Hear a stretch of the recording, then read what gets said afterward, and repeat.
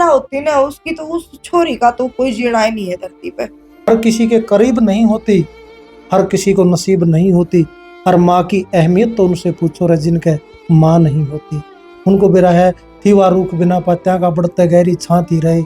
जो मेरी सबसे ज्यादा फिक्र करे कोई और नहीं मेरी माँ थी रही। कि भी पूरा परिवार मेरी माँ को मारता था, उनके साथ बुरा व्यवहार करता था।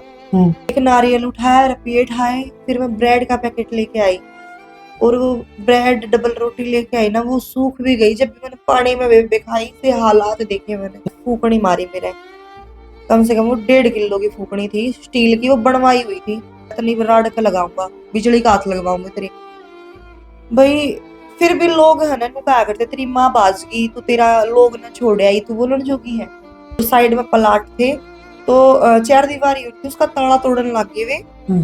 और गाड़ी खोल कर मैं जो भागी हूँ ना, मेरे मन में मतलब एक डर बैठ गया कि आरती तो आज है ना मरेगी। मेरा ब्याह हो गया और मैं चली गई। जिस दिन मैं गई उस दिन मेरी सास जो थी वो मेरे पास बैठ के बहुत ज्यादा रोई थी। हाँ, मेरी सास ने सल्फास खा लिया अगले ही दिन, शादी के अगले ही दिन। तो तक की बस भी कितनी लगी ये भी नहीं मिला था मैंने तो उस टाइम पे। पर जिसके साथ ना परिवार हो, ना भाई हो, ना बहन हो, कोई भी साथ नहीं हो ना, अकेला चलना हो, तो भाई उसकी जिंदगी जाना ना कि फर्जी है। दिल में दर्द आंखों में पानी, ऐ औरत क्या तेरी यही कहानी, ऐ औरत क्या तेरी यही कहानी। मत निहार माँ मुझे तू हसरत भरी निगाहों से, और फिर से बच्ची बन बैठूंगी मैं आकर तेरी पनाहों में, फिर से बच्ची बन बैठूंगी मैं आकर तेरी पनाहों में। नमस्कार दोस्तों, फ्रेम में जो चेहरा आप देखने लग रहे हैं पॉडकास्ट करेंगे भाई हरियाणा की जो है मशहूर रागनी कलाकार और एक नृतिका डांसर जो है आप देखने लग रहे हो आरती बोरिया। एक कलाकार के जीवन में बहुत सारे उतार चढ़ाव भी आए, बहुत सारे दुखों से उसको गुजरना पड़ा है। तो इनकी जर्नी के ऊपर स्पेशल हमारा फोकस रहेगा भाई, इनकी मतलब जर्नी अब तक की किस तरह रही है और एक कलाकार के जीवन में किस प्रकार के कष्ट भी आ जाए हैं। क्योंकि बहुत बड़ा कलाकार हो एक धरती पे चार्ली चैपलिन, इस बार का कोई हास्य कलाकार नहीं आ धरती पे, लेकिन उस कलाकार में खासी तो आकर दिया हंसता हंसदा रुआ करदा, रुआंदा रुआंदा सह देंदा ऑडियंस ने। उसकी कलाकारी की खूबसूरती थी। हर कलाकार के जीवन में कुछ न कुछ मतलब उसकी लाइफ में हुआ है। तो ये तमाम बातें करने के लिए फ्रेम में जो आप चेहरा देख रहे हो आरती बोरिया जी, हमारे चैनल पे आपका अभी हरियाणा पे बहुत बहुत स्वागत है। धन्यवाद जी। और सभी दर्शकों को मैं आपके अपनी हरियाणवी कलाकार आरती बोरिया राम राम में नमस्कार करती हूँ। आरती जी, सबसे पहले मतलब आपकी जर्नी कहाँ से शुरू हुई, पढ़ाई लिखाई शुरू तो बताओ बिल्कुल। पढ़ाई लिखाई की बात करूं तो जी मैं ज्यादा पढ़ी लिखी नहीं हूँ। और जर्नी की बताऊं तो भाई स्टार्टिंग से ही मैंने माँ बाबू का प्यार नहीं मिला। माँ बाबू देखे पर उनका प्यार कदे नसीब नहीं होया। मेरी कहानी मैं आप सभी को बताना चाहूंगी। जब मैं 5वीं क्लास में थी तो मेरे को मेरे परिवार वालों ने मौसी के यहाँ छोड़ दिया, और भाई मैं बिना माँ बाप के अकेली ही रही अपने मौसी के पास जी। और जब थोड़ा सा होश संभाला तो मम्मी तो जिद्दी करी कि मम्मी आपके पास रहना है। मम्मी के माहौली से बना रखे थे उनके ससुराल वालों ने। मेरे पापा के जो भाई थे उनकी जो बहुएं थी उन्होंने इस तरीके की कहानी रच रखी थी मेरी मम्मी के साथ कि भी पूरा परिवार मेरी माँ को मारता था, उनके साथ बुरा व्यवहार करता था। माँ बाबू मतलब कितने साल के थे जब आप जब वो मतलब उनका स्वर्गवास हुआ? मेरे पिताजी तो 2021 में एक्सपायर हुए हैं जी, 20 में। और मेरी मम्मी 2011 में। अच्छा जी। उस टाइम पे मतलब आप अनमैरिड थे जब हाँ, मम्मी? जिस टाइम पे मेरी मम्मी वैसे एक्सपायर नहीं हुई, मेरी मम्मी गुमशुदा हुई है। अच्छा, तो आज तक उसका कोई अता पता नहीं लग रहा? बिल्कुल कोई भी अता पता नहीं लगा जी। और ना ही उस दौरान इसकी कोई सुविधा थी कि भाई सोशल मीडिया पर फोटो वगैरह गिर कर बेरा पड़ा जा सके। और मैं भी इतनी नादान थी क्योंकि घर की बड़ी मैं थी, हमारे तीनों बहन भाई हम सारा तो बड़ी मैं हूँ। अच्छा। तो उस टाइम पे दुनिया देखी ना थी, कभी बाहर ही ना निकले थे। नानी भिवानी आई मम्मी ने टोन खातर, तो नानी का एक्सीडेंट हो गया या फिर करवा दिया, वो तो भाई भगवान ही जाने उस टाइम का क्या माहौल था, किसी के साथ विवाद था नहीं था, वो तो मेरी मम्मी को पता होगा भाई। बाकी मेरी माँ ने है ना इतने दुख देखे हैं जिंदगी में, इतने दुख देखे हैं। आज भी पूरा अचेना गांव जितकी मेरी मम्मी छोरी थी ना, मेरी मम्मी की इतनी सराहना करे है कि इस लड़की ने इतनी मेहनत करी है, या आदमियों की तरह कमाई है। जिस टाइम पे है ना लुगाई करते बाहर नहीं निकला करती ना, मेरी मम्मी लामड़ी करया करती। मतलब उस टाइम पे मेरी मम्मी रातू खेत काटा करती, आगे लाइट लगा के रात ने भी लामड़ी करया करती मेरी मम्मी, अकेली लुगाई। एक तो भाई परिवार के साथ चलने वालियों की बात नहीं कर रही मैं। देखो जिस जिस लेडीज का परिवार साथ हो है ना, वो तो कुछ भी कर सका है। पर जिसके साथ ना परिवार हो, ना भाई हो, ना बहन हो, कोई भी साथ नहीं हो ना, अकेला चलना हो, तो भाई उसकी जिंदगी जाना ना क्यों कर जियो है। और मैं तो माँ की कमी तो और को माँ पूरा तो करेंगे। माँ हुआ है, मतलब है ना, हम्म। मारा बाप हमारे बिना रह जाया करता, पर मेरी मम्मी ने है ना दुनिया का बिटोड़े धरे। घास की गठड़ी रुपया में काट कर लाया करती, दुनिया की भैंसा का गोबर तक बिठा रखा है, छोटी छोटी पाडी रखा करती, उनने भैंस बना के बेचा करती। ये दिन देख रखे है मेरी माँ ने। एक लुगाई एक किला क्या दिन में काट सके हैं? 4 दिन दिन रात में मेरी मम्मी है ना अकेली पूरा किला काट दिया करती। और अगर हम कहते हैं ना कि मम्मी साथ चाल पड़ांगे, तो साथ ही ले जाती, पर कभी हमारे हाथ में है ना दराती नहीं दी। इतनी सुख सुविधा रखी है भाई मेरी माँ ने हमने, कत्ती राजकुमार और रानियां की तरह पाले हैं। हाँ गरीबी के दिन थे, पर उस टाइम पे भाई माँ का हाथ का है ना एक निवाला भी सगी बरगाला क्या करता। और जिसकी माँ ना होती ना, उसकी तो उस छोरी का तो कोई जीना ही नहीं है धरती पे। माँ की ममता ईश्वर का सबसे बड़ा वरदान है। सच पूछो माँ इंसान नहीं, माँ तो भगवान है। माँ के चरणों में जन्नत का हर रूप होता है। माँ में विधाता का हर स्वरूप होता है, जो हर बच्चे के दिल की चाह होती है, हर मुसीबत में नई राह होती है, हर किसी के करीब नहीं होती, हर किसी को नसीब नहीं होती। और माँ की अहमियत तो उनसे पूछो रे जिनके माँ नहीं होती। उनको बेरा है थी वा रूख बिना पत्तियां का बढ़ते गहरी छाती रहे, जो मेरी सबसे ज्यादा फिक्र करे कोई और नहीं मेरी माँ थी रही। माँ के तो माँ ही है। माँ की ममता तो इस दुनिया में जितनी माँ की ममता है भाई, मेरे ख्याल से तो कोई इतना ममता नहीं दिखा सकता। और असली टाइम पर माँ याद आ करे, मतलब जब भीड़ पड़ जाए, जब दुख पड़ जाए, क्योंकि जीवन है यो उतार चढ़ाव, इस जीवन माँ है भाई। लेकिन जब असली बात जो है नहीं सर पे भाई, जब माँ सबसे ज्यादा याद आ कर दुख में, माँ हो नहीं, मैं एक बेटी के लिए सबसे बड़ा मतलब माँ सहारा बनया कर है। कोई भी वह दुख की बात सबसे पहले माँ का गला शेयर करया कर है। माँ नहीं तो नुका कर बेटी है की तो भाई, माँ ही हुआ करे जी। बेटी की माँ हुआ करे। तो आरती जी उनकी कमी तो मतलब पूरी कभी भी नहीं हो सकती। माँ की कमी तो देखो पूरी नहीं हो सकती, ये बिल्कुल सच्चाई है। फिर इस कलाकारी लाइन में आपका आना कैसे हुआ? स्टार्टिंग में ही मैंने बताया कि मेरी माँ मेरी मामा का रहने लगी थी, हम्म। तो उस दौरान सब ने बुंडी लगा करे पियर में छोरी। हम्म। और मेरे मामा के भी कितने ना कितने यूं था। मेरी मम्मी तय मेरी ये जो नानी थी ना हम्म। घना लगाव करा करती, हम्म। क्योंकि मेरी माँ ने बहुत दुख देखे हैं। और कोई भी माँ हो, मेरी माँ की भी माँ थी, और वह भी अपनी बेटी तक बहुत घना प्यार कराया करती, जिस तरह सबकी माँ आप हम्म। अपने बालका तक करे हैं। हम्म। तो भाई कहीं ना कहीं मामा की अच्छी गृहस्थी चल रही थी, उनका अच्छा परिवार था, उन्हें किसी भी दुख का सामना करना नहीं पड़ा। अपनी बेटी की भीड़ में माँ आगे खड़ी थी, मामा पर बर्दाश्त नहीं हुई। मेरे मामा ने मेरी माँ का बहुत गड़े मार रखे, मेरी आंखा आगे भी इतने मारे थे। एक नाना का डोगा धरा था, उसने इतने मारे थे पैर पैरा पे, बहुत गड़े। और मेरी माँ पूरा 1 महीना मेडिकल में रही थी। और इस लाइन की बात करूं तो जी, मैं मेरी मम्मी 2011-12 में गुमशुदा हो गई थी। हम्म। प्रॉपर डेट याद नहीं है, हम्म। क्योंकि बहुत टाइम पुरानी बात होगी। हम्म। और उस टाइम पे हम बालके थे। हम्म। भाई जिस टाइम पे मेरी मम्मी गायब हुई, नानी का एक्सीडेंट हो गया था, घर परिवार वाले थे वे संदूका न देखने लग गए थे, टोन की चिंता किससे के भी ना हुई।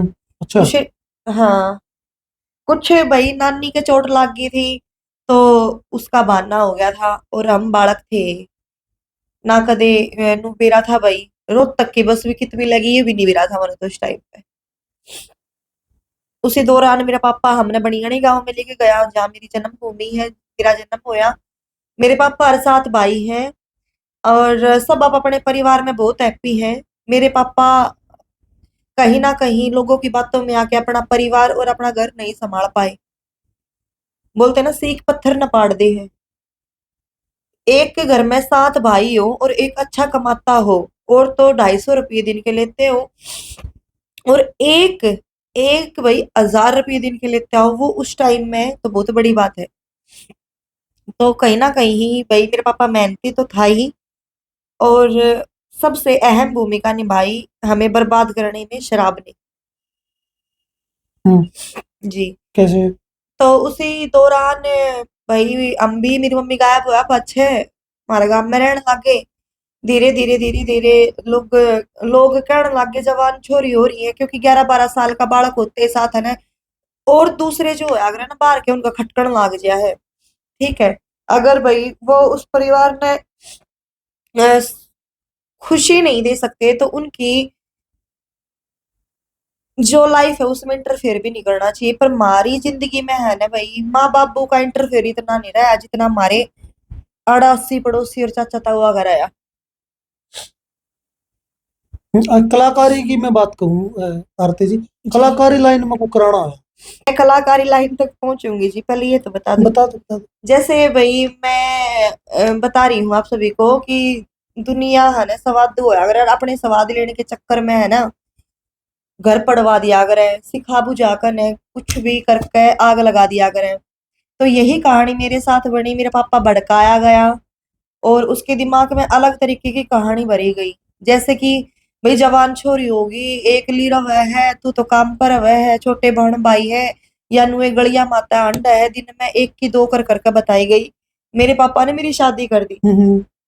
शादी भी नहीं कहूंगी, गोद भराई कर दी। और रोहतक के पास ही गांव था एक, उसमें मेरा ब्याह हो गया और मैं चली गई। जिस दिन मैं गई उस दिन मेरी सास जो थी वो मेरे पास बैठ के बहुत ज्यादा रोई थी। जिस टाइम पे खिचड़ी खुआया कर उस टाइम पे मेरे पास आई और बहुत ज्यादा रोने लगी। इतनी रोई वाह, शुभ कम शुभ का सासम सास हो रही। और ना थी इतनी समझ जो मैं उसके दुख समझ पाती, दर्द समझ पाती, और ना मैंने इतना बेरा था भाई उसके मन में क्या चल रहा है, वह कितनी परेशान। क्योंकि एक दिन में कोई किसी ने नहीं समझ पाता। बिल्कुल बिल्कुल। अगर भाई मेरी उस टाइम पे उम्र बहुत कम थी, आज मैं 25 साल की हूँ, तो 2012-13 की बात है, ये देख लो। तो ये आप अंदाजा लगा सको, एक दिन में तो बड़ा आदमी दुख ना समझ सकता किसी का, तो मैं तो बहुत बच्ची थी।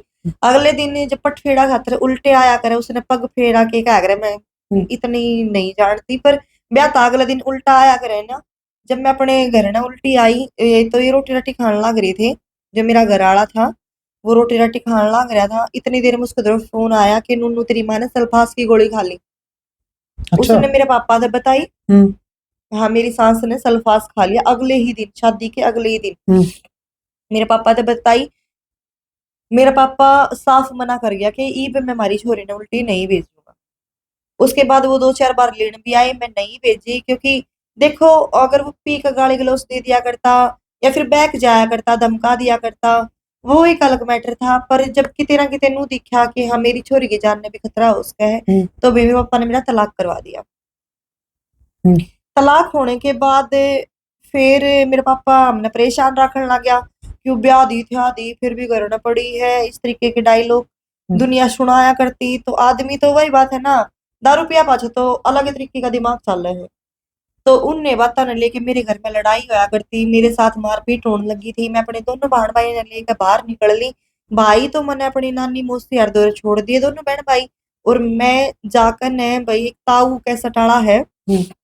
ये सब मैं मोटी मोटी कहानी बता रही हूँ आप सबने शॉर्टकट में, क्योंकि अगर बारीकी से चलेंगे ना तो 1 महीने में भी यह कहानी खत्म ना हो।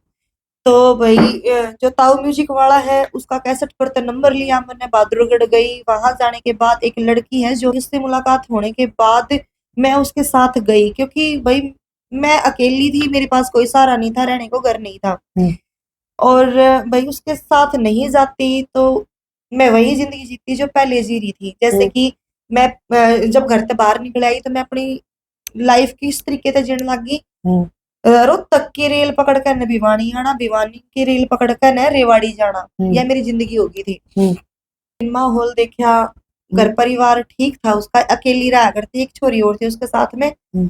हम 3 जनी हो गए थे। तो उनका एक अलग सा ही महकमा ला गया। मैंने जिस तरह मेरे तक बोली कि तू कुछ ना कुछ कर ले, इतने 10-12 दिन हो गए अढ़ाई ने, रवैया बदल गया था। मतलब नहीं हो जाता कि हुक्म चलाने लगे थे।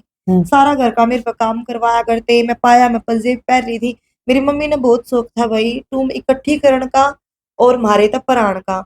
छोटी छोटी बाली पहन रही थी, गले में छोटी सी सीरा वाली थी सोने की, मेरी सारी तरवाई गई। उनने भाई वे बेचा के करया मने नहीं बेरा। बाकी वहां मेरे साथ ये वाक्य हुआ कि मेरे को ये बोला गया थी कि अब तो काम कर। मैं बोली मैं क्या करूं? तो बोला क्लब, क्लब में जानकारी है हमारी, हम्म और वहां तू भाई काम करके ना 500-700 रुपए दिन के कमा सकता है। इस तरीके की बात मेरे से बोल ले गई। मैं बोली ठीक है भाई मैं तो चली जाऊंगी।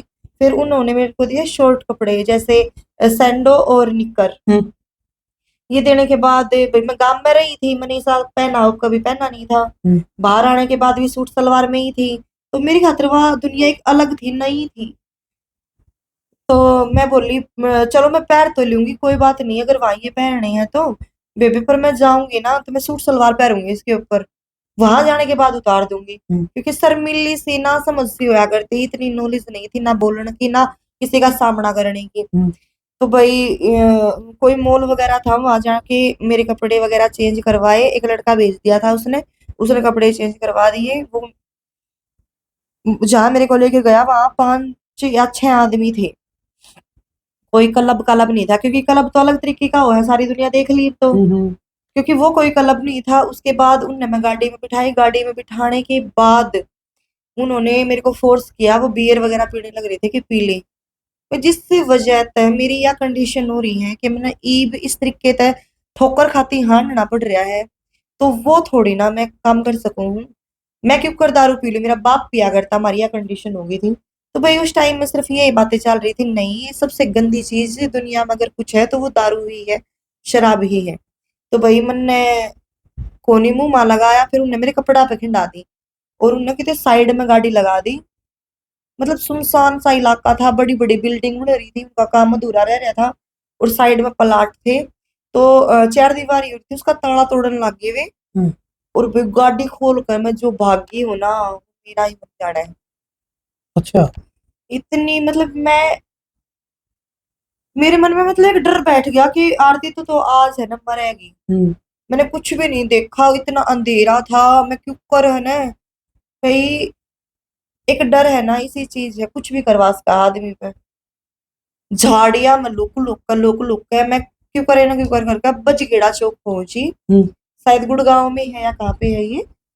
वहां क्योंकि उसी साइड का इलाका था वो, मैं बजगेड़ा पहुंच गई। वहां खड़ी थी पीसीआर, पीसीआर खड़ी थी, उन्हें मेरा एड्रेस वगैरह पूछा। वो निक्कर थी, उसके अंदर कीपैड का फोन था मेरा। हम्म मैं फोन कर रही हूँ जिस लड़के ने मैं भेजी थी उसके पास, वो फोन नहीं उठा रही। फोन उठा क्या, उसके पास लगी नहीं रही, टू टू टू टू करके कट रहा है फोन। उन्होंने पुलिस वालों ने बोला कि हमें दे नंबर। नंबर दिया, उसके फोन पर तक फोन करा, पुलिस वाले ने खुद के फोन पर तक फोन करा और वे बुलाई। हम्म बुलाने के बाद वहां से इस बात का खुलासा हुआ कि उन्होंने इनकमिंग आउटगोइंग का मैटर कर रखा था मेरे फोन में, क्योंकि कॉल आ सकती थी उसके ऊपर, जा नहीं सकती थी कहीं भी। हम्म उनके मन में पेट पाप था, पर मेरे मन में थोड़ी ना कुछ हिस्सा था। मैं इतनी एडवांस नहीं थी कि दुनिया में ये सब भी हो जाए। हम्म तो भाई मैंने भरोसा करया, नहीं करना चाहिए किसी पे भी। जो गलती मैंने एक बार करी ना, वो मैं दोबारा जिंदगी में नहीं करके चाली कर दे, मैंने कान पकड़ दी। हम्म क्योंकि इतना सब कुछ होने के बाद मैंने फिर मेरा घर दिखाई दिया।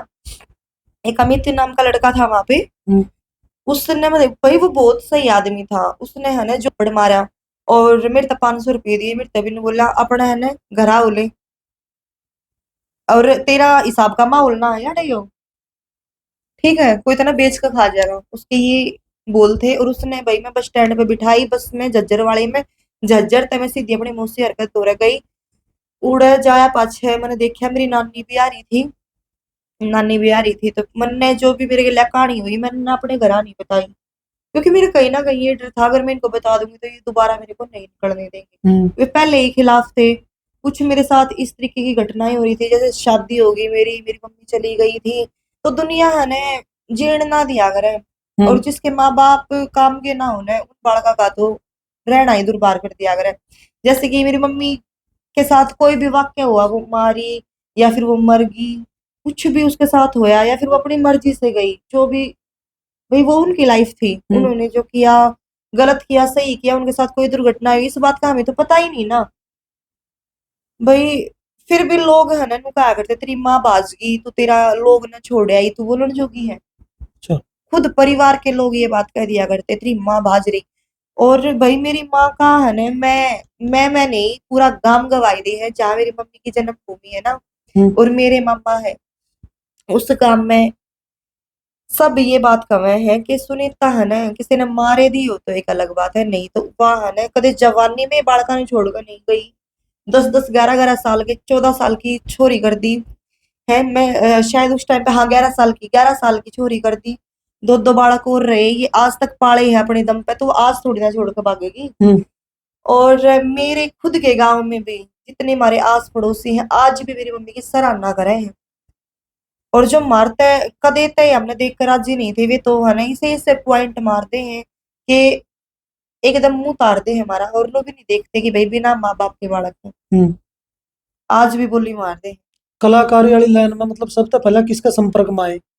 कलाकारी की बताऊंगी कलाकारी लाइन में जैसे लाइन तो नहीं कहूंगी क्योंकि उस टाइम पे तो एक शूटिंग ही करी थी मैंने ताऊ म्यूजिक वाले के साथ जहाँ पे मेरे को ज्योति मिली थी। ठीक है मैं अपने मौसी के यहाँ आने के बाद मेरे साथ क्या हुआ कि मेरा मौसा एतराज करने लगा कि नहीं भाई तने नहीं जाना या तो तेरे घर ने जा या फिर हमने लिखत में दे। मैं लिख के दूं कहा था मैंने बता दी मैं तो वो लिख कर दे दूंगी। फिर मेरा मौसा ने मेरा बहुत घनी मारी फूकनी मारी मेरे कम से कम वो 1.5 किलो की फूकनी थी स्टील की वो बनवाई हुई थी बहुत मारी।